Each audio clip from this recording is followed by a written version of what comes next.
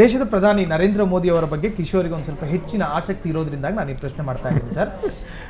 ಇನ್ನು ಒಂದು ದೇಶದ ರಾಜತಾಂತ್ರಿಕ ಸಂಬಂಧ ಅಂತ ಇರ್ತವೆ. ನಮ್ಮ ನರೇಂದ್ರ ಮೋದಿ ಅರ್ಥಾತ್ ನಮ್ಮ ದೇಶದ ಪ್ರಧಾನಿ ಅನೇಕ ದೇಶಗಳಿಗೆ ಭೇಟಿ ಕೊಡ್ತಾರೆ, ಅದು ರಾಜತಾಂತ್ರಿಕದ ಭಾಗವಾಗಿ. ಇತ್ತೀಚೆಗೆ ಬ್ರಿಟನ್ ಪ್ರಧಾನಿಯನ್ನು ಕೂಡ ಭೇಟಿ ಮಾಡಿದ್ರು. ಮೆಲೋಡಿಯನ್ನು ಭೇಟಿ ಮಾಡಿದ್ದು ಒಂದು ವಿಭಿನ್ನ ಶೈಲಿಯಲ್ಲಾಗಿತ್ತು. ಒಂದು 72 ರೂಪಾಯಿನ ಮೆಲೋಡಿ ಚಾಕ್ಲೇಟ್ನ ಪೌಚ್ ಪ್ರೆಸೆಂಟ್ ಮಾಡುವುದರ ಮುಖೇನ ಅವ್ರನ್ನ ಒಂದು ವೆಲ್ಕಮ್ ಮಾಡಲಾಯಿತು.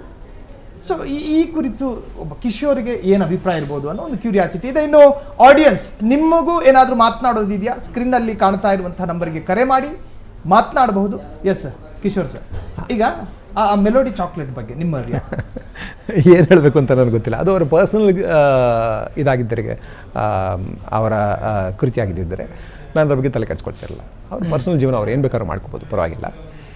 ಅದು ಟ್ವೀಟ್ ಆಯಿತು. ಅದಾದ ಮೇಲೆ ನಮ್ಮ ದೇಶದ ಮುಖ್ಯವಾಹಿನಿ ಮಾಧ್ಯಮದಲ್ಲಿ ಅದರ ಬಗ್ಗೆನೇ ಚರ್ಚೆ ಆಯಿತು.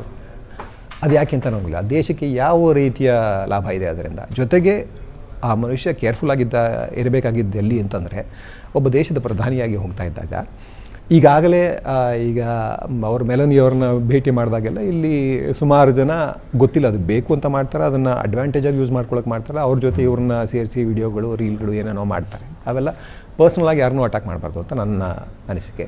ಆದರೆ ಈಗ ಈ ಮನುಷ್ಯ ಒಂದು ದೇಶದ ಪ್ರಧಾನಿಯಾಗಿದ್ದಾಗ ಆ ಥರದ ಮಾತುಗಳು ಇಲ್ಲಿ ನಡೀತಾ ಇದ್ದಾಗ ನೀವು ಪಬ್ಲಿಕ್ಕಾಗಿ ಆ ಥರದೊಂದು ಅದು ಮೆಲೋಡಿ ಅನ್ನೋದರಲ್ಲೇ ಇವರ ಹೆಸರು ಅವರ ಹೆಸರು ಇಬ್ಬರ ಹೆಸರು ಸೇರಿದೆ. ಮೆಲೋಡಿ ಚಾಕ್ಲೇಟ್ನಲ್ಲಿ ಮೆಲೋನಿ ಮೋದಿ ಇಬ್ಬರ ಹೆಸರು ಸೇರಿದೆ. ಆ ಥರದ ಒಂದು ಚಾಕ್ಲೇಟ್ನ ನೀವು ಕೊಟ್ಟು ಅದನ್ನು ಬಹಿರಂಗಪಡಿಸಿ ಅದರ ಬಗ್ಗೆ ಒಂದು ಚರ್ಚೆ ಮಾಡಿಸ್ತೀರಾ ಅಂದರೆ ನಿಮ್ಮ ಉದ್ದೇಶ ಏನು?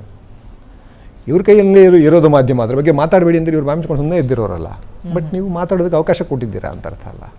ಸೊ ನಿಮ್ಮ ಪರ್ಸನಲ್ ವಿಷಯಗಳನ್ನು ತೊಗೊಂಬಂದು ನಿಮಗೆ ಈಗಲೂ ಮುಖ್ಯವಾದ ವಿಷಯಗಳು ಬೇಕಾದಷ್ಟು ನಡೀತಾ ಇದೆ. ಸಾವಿರ ನಡೀತಾ ಇದೆ. ನೀಟದು ಮಕ್ಕಳು ಸಾಯ್ತಾ ಇದ್ದಾರೆ ಇಲ್ಲಿ, ಅವರ ಭವಿಷ್ಯ ಹಾಳಾಗೋಗ್ತಾ ಇದೆ.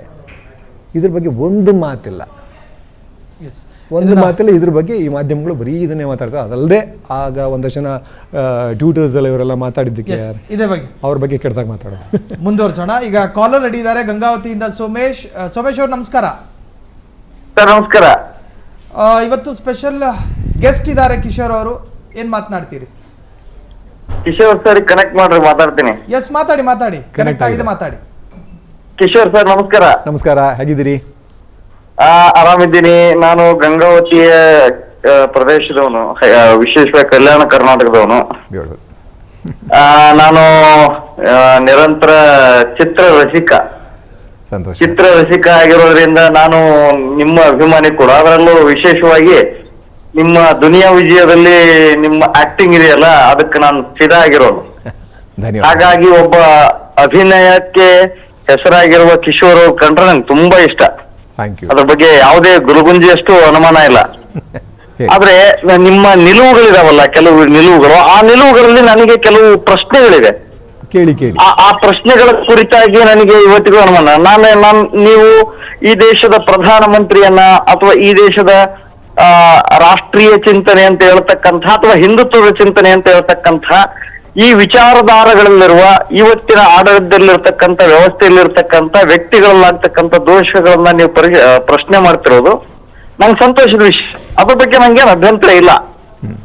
ಆದ್ರೆ ಬೇಸರ ಏನ್ ಗೊತ್ತಾ, ನಾನು ನಿಮ್ಮನ್ನ ನೋಡಿದಾಗ್ಲಿಂದ ಅಥವಾ ನಾನು ಯಾವಾಗ ಈಗ ನಾನು ನಿಮ್ಮ ಅಭಿಮಾನಿ ಆದ್ನೋ ಅಥವಾ ನಿಮ್ಮ ನಟನೆ ಅವಾಗ್ಲಿಂದ ಇವತ್ತಿನವರೆಗೂ ಸಹಿತ ಸಾಕಷ್ಟು ಆಲೋಚನಾ ಲಹರಿ ಇರ್ತಕ್ಕಂಥ ಆಳ್ವಿಕೆಗಳು ಈ ದೇಶದಲ್ಲಿ ಬಂದವು. ಆ ರೀತಿಯ ಆಳ್ವಿಕೆಯ ಲಹರಿಗಳು ಈ ದೇಶಕ್ಕೆ ಮಾಡಿರ್ತಕ್ಕಂಥ ಅಥವಾ ಈ ರಾಜ್ಯಕ್ಕೆ ಮಾಡಿರ್ತಕ್ಕಂಥ ವೈಚಾರಿಕತೆಗೆ ಮಾಡಿರ್ತಕ್ಕಂಥ ಈ ಅನ್ಯಾಯಗಳಿದಾವಲ್ಲ, ಆ ಅನ್ಯಾಯಗಳು ನೀವು ಪ್ರಶ್ನೆ ಮಾಡಲಿಲ್ಲ. ನೀವು ಪೂರ್ವಗ್ರಹ ಪೀಡಿತರಾಗಿರಿ. ಒಂದು ಒಂದು ಒಂದು ವೈಚಾರಿಕತೆ ಏನು ಈ ದೇಶದಲ್ಲಿ ಆಳ್ವಿಕೆ ಪ್ರೆಸೆಂಟ್ ಅಲ್ಲಿದೆಯೋ ಅದನ್ನ ಮಾತ್ರ ಪ್ರಶ್ನಿಸೋಣ. ಅದು ಒಂದು ವೈಚಾರಿಕತೆ ಹೇಳ್ತಾ ಇದೆ, ಒಂದು ಸೈದ್ಧಾಂತಿಕತೆ ಹೇಳ್ತಾ ಇದೆ, ಅಲ್ಲಿ ದೋಷ ಕಂಡ್ರೆ ಮಾತ್ರ ಪ್ರಶ್ನೆ ಮಾಡೋಣ. ಇನ್ನು ಕೆಲವು ಇದೆಯಲ್ಲ, ಅದು ಶತಮಾನಗಳಲ್ಲ, ದಶಮಾನಗಳಿಂದ ದೇಶವನ್ನ ಬರ್ಬಾದ್ ಪರಿಸ್ಥಿತಿ ಮಾಡಿದೆ, ಗೊತ್ತಾಯ್ತಾ? ಅದನ್ನ ನೀವು ಯಾವತ್ತೂ ಪ್ರಶ್ನೆ ಮಾಡ್ಲೇ ಇಲ್ಲ. ಈ ದೇಶಕ್ಕೆ ನೀಟ್ನಿಂದ ಆದಂತ ಅನ್ಯಾಯ ಇದೆಯಲ್ಲ, ಅದನ್ನ ಪ್ರಶ್ನೆ ಮಾಡೋದನ್ನ ಬಹಳ ಹೆಮ್ಮೆ ಪಡ್ತೀನಿ ನಾನು. ಆದ್ರೆ ಈ ದೇಶದಲ್ಲಿ ಸಿಲಿಗುರಿಲಿ ಇರ್ತಕ್ಕಂತ ಒಂದು ನಮ್ ದೇಶಕ್ಕೆ ಬಾಂಗ್ಲಾ ಕನೆಕ್ಟ್ ಆಗ್ತಕ್ಕಂತ ಒಂದು ಪ್ರದೇಶ ಇತ್ತಲ್ಲ, ಆ ಪ್ರದೇಶದಿಂದ ಅಕ್ರಮ ಬಾಂಗ್ಲಾದವ್ರು ನುಸುಳಿ ಈ ದೇಶಕ್ಕೆ ಆಗ್ತಿರ್ತಕ್ಕಂತ ಅನ್ಯಾಯಕ್ಕೆ ಇವತ್ತಿಗೂ ಯಾರ್ಯಾರೋ ಹೋಗಿ ಅಲ್ಲಿ ನೇರವಾಗಿ ಲೈವ್ ಮಾಡಿ ಕೇಳ್ತಿದ್ದಾರೆ, ನಾವು ಬಾಂಗ್ಲಾದವ್ರು ಇಲ್ಲಿ ಬಂದಿವಿ ಅಂತ. ಇದರಿಂದ ಈ ದೇಶಕ್ಕೆ ಆಗ್ತಕ್ಕಂತ ಪರಿಣಾಮಕ್ಕೆ ಯಾಕೆ ನೀವು ಪ್ರಶ್ನೆ ಮಾಡಲ್ಲ? ಅಂದ್ರೆ ನೀವು ಒಂದು ವರ್ಗಕ್ಕೆ ಮಾತ್ರ ಪ್ರಶ್ನೆ ಮಾಡುವ ವೈಚಾರಿಕತೆ ಉಳ್ಳವರ, ಅದು ಎಲ್ಲಾ ವರ್ಗದಲ್ಲೂ ಇರ್ತಕ್ಕಂತ ಅನ್ಯಾಯಗಳನ್ನ ಪ್ರಶ್ನೆ ಮಾಡ್ತಕ್ಕಂತ ನಿಜವಾದ ಕಳಕಳಿ ನಿಮಗಿದೆಯಾ?